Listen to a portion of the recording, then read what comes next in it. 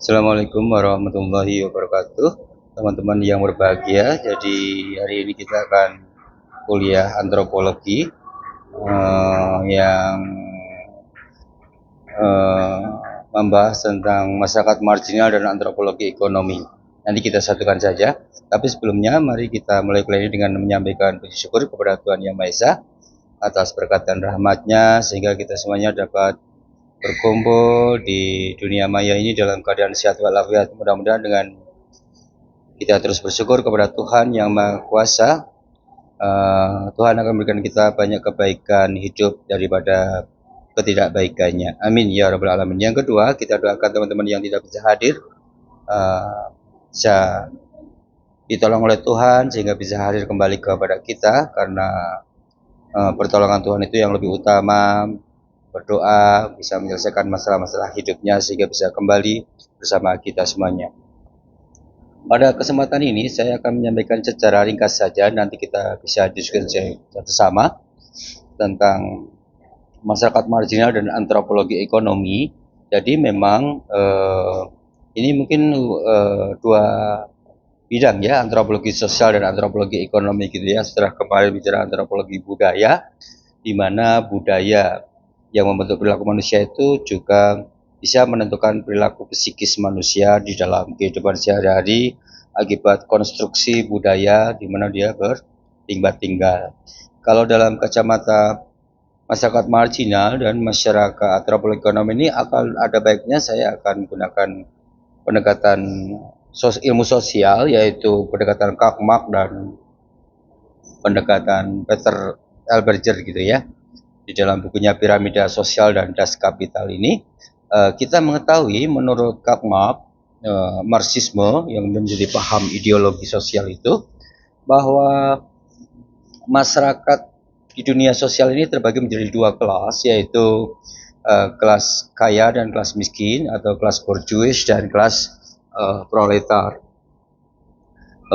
atau kelas elit dan kelas bawah, atau wong gede dan wong cilik.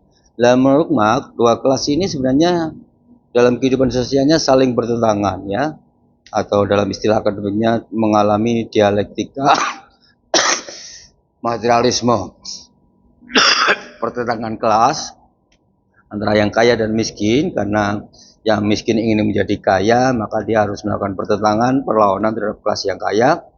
Sementara yang kaya itu melakukan penindasan terhadap yang miskin. Jadi disebut dengan dialektika materialisme itu ya, yang kemudian melahirkan revolusi sosial. Jadi menurut Marx, kelas kaya dan kelas miskin ini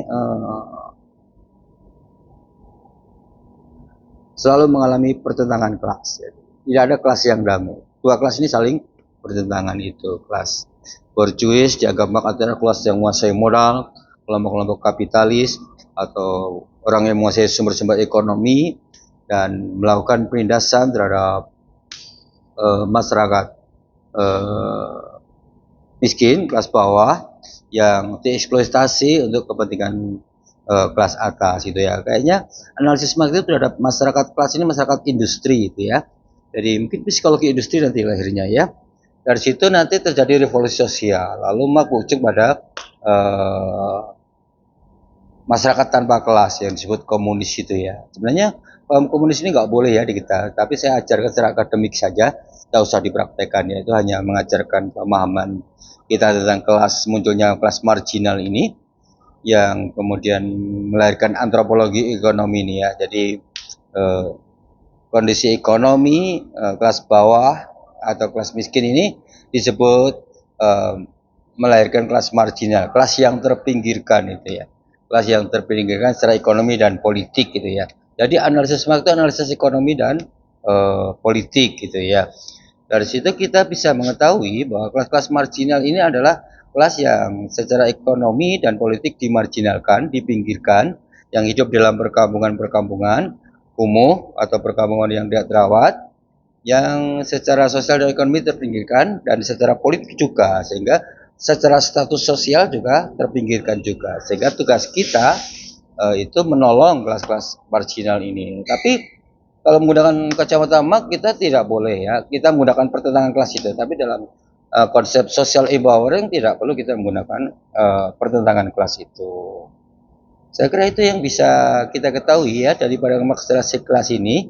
Jadi Mark memberikan pelajaran kepada kita bahwa menurut Mark di dalam masyarakat itu terbagi menjadi dua kelas borjuis dan kelas proletar. Jadi mungkin analisis ekonomi politik dari masyarakat industri ya, yang kemudian melahirkan antropologi ekonomi juga, yaitu ekonomi yang kondisi masyarakat ditentukan oleh kondisi ekonominya itu. Lalu dari situ kelas bawah ini karena terpinggirkan oleh kelas atas menjadi kelompok marginal secara politik, secara ekonomi, dan secara sosial. Secara sosial melahirkan kasta-kasta itu, secara ekonomi melahirkan keterbatasan sumber-sumber ekonomi untuk melakukan peningkatan ekonominya, secara politik juga tidak punya akses terhadap kekuasaan negara gitu, atau kekuasaan pemerintah. Jadi itu yang penting yang bisa kita ambil dari pikiran Mark ini, meskipun ada bagusnya ingin menciptakan masalah kelas, tapi jeleknya Mark ini yang pertama adalah Mark selalu mengajarkan kita musuh orang kaya ya, orang yang kelas penindas ini, atau kelas orang kaya disebut orang yang jahat yang menindas itu ya. Lalu dua, Mark mengajarkan bahwa kita tidak percaya agama karena agama mengajarkan kesadaran palsu yang membuat orang miskin itu semakin tertindas karena melakukan pelarian eskapisme terhadap ajaran agama. Lalu juga kelas kaya menjadikan agama sebagai alat legitimasi stempel untuk melakukan tindakan-tindakan yang merugikan orang miskin. Jadi pandangan Mark memang secara normatif itu dia memusuhi agama gitu ya. Itu yang membuat kita tidak menarik ya kajian dari Mark ini. Tetapi Mark membantu kita untuk menolong kenapa muncul masyarakat marginal ini, karena adanya masyarakat bawah nih, masyarakat proletar nih ya, masyarakat miskin yang membuat kelompok-kelompok sosial yang hidup di dalam komunitas itu berada dalam kondisi sosial, ekonomi, dan politik yang terpinggirkan dari akses-akses dan kebijakan kekuasaan, baik kekuasaan sosial maupun kekuasaan politik gitu ya. Meskipun di dalam kelas marginal ini ada social empowering ya, pendekatan social empowering, tidak perlu pendekatan revolusioner seperti Mark, pemberdayaan melalui edukasi dan lewat jalur-jalur pendidikan dan bantuan-bantuan sosial gitu kalau dalam ajaran Anthony Giddens misalnya ya, dunia ketiga itu ya. Nah, itu yang penting dari munculnya kelas marginal ini dari pandangan Mark itu muncul dari kelas proletar itu. Kalau sudut pandangnya Peter Berger, kalau kita baca bukunya Piramida Pengorbanan Manusia, bahwa masyarakat ini tidak dibagi dalam dua kelas yang saling bertentangan seperti pikiran-pikiran Marxis itu, tetapi dibagi menjadi tiga kelas ya, yaitu kelas high class, middle class, dan low class gitu ya. Dia menyebutnya sebagai sebuah piramida sosial ya. Jadi di dalam masyarakat itu tidak muncul kelas sosial sebenarnya, tapi piramida sosial. Piramida sosial itu melahirkan tiga kelas yang masing-masing porsinya berbeda. Kelas elit, high class, yaitu kelas kecil, kelompok minoritas yang menguasai sumber ekonomi dan politik. Lalu kelas menengah ya, kelas middle class ya. Middle class ya, middle class ini ya, middle class, kelas menengah yang menghubungkan antara kelas elit dengan low class ya, high class dengan low class, menjadi mediator gitu ya, menjembatani hubungan sosial antara ini. Lalu low class, kelas bawah. Kalau kita baca bukunya Piramida Pengorbanan Manusia, kita menentukan bahwa piramida pengorbanan manusia ini biasanya kelas yang marginal ini yang paling banyak dikorbankan karena dia untuk menopang kehadiran kelas middle class, kelas menengah, dan kelas atas itu yang jumlahnya cukup besar menjadi mayoritas ya, kelas bawah ini jadi rakyat kebanyakan itu.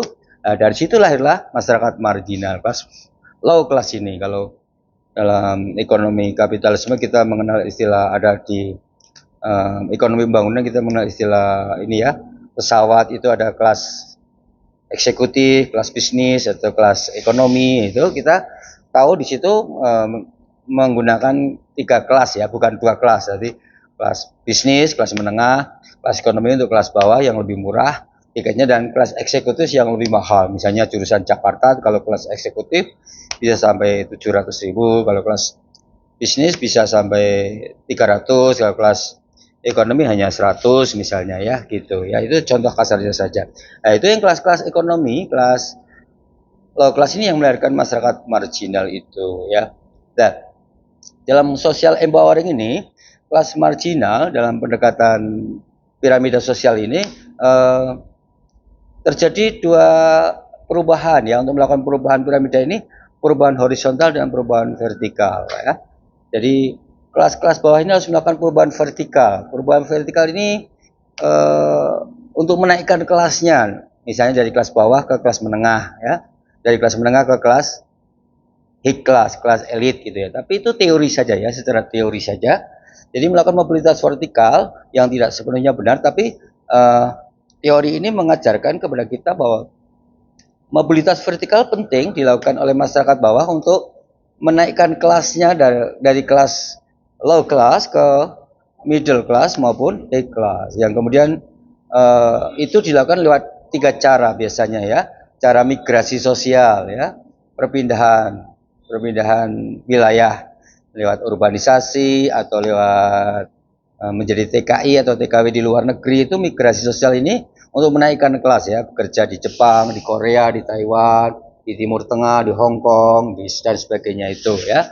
Itu lewat migrasi, atau bekerja di Jakarta dari orang desa ke kota, atau dari orang miskin kota ke Jakarta misalnya. Itu bisa melakukan mobilitas vertikal, disebut mobilitas vertikal untuk menaikkan ke kelas. Bisa juga kelas marginal ini melakukan perkawinan ya, perkawinan dari kelas bawah menjabatkan kelas menengah atau kelas high class gitu, sehingga dia naik kelas ya, misalnya mendapatkan anak gubernur, anak bupati, anak rektor, anak anggota DPR, sehingga low class ini kelasnya terangkat ya lewat jalur perkawinan ini ya. Seperti zaman dulu-dulu para raja mengawini orang-orang desa sehingga menjadi istrinya. Itu perempuan-perempuan di desa-desa itu menjadi naik kelas ya, menjadi kelas high class gitu ya, yang tadinya low class gitu.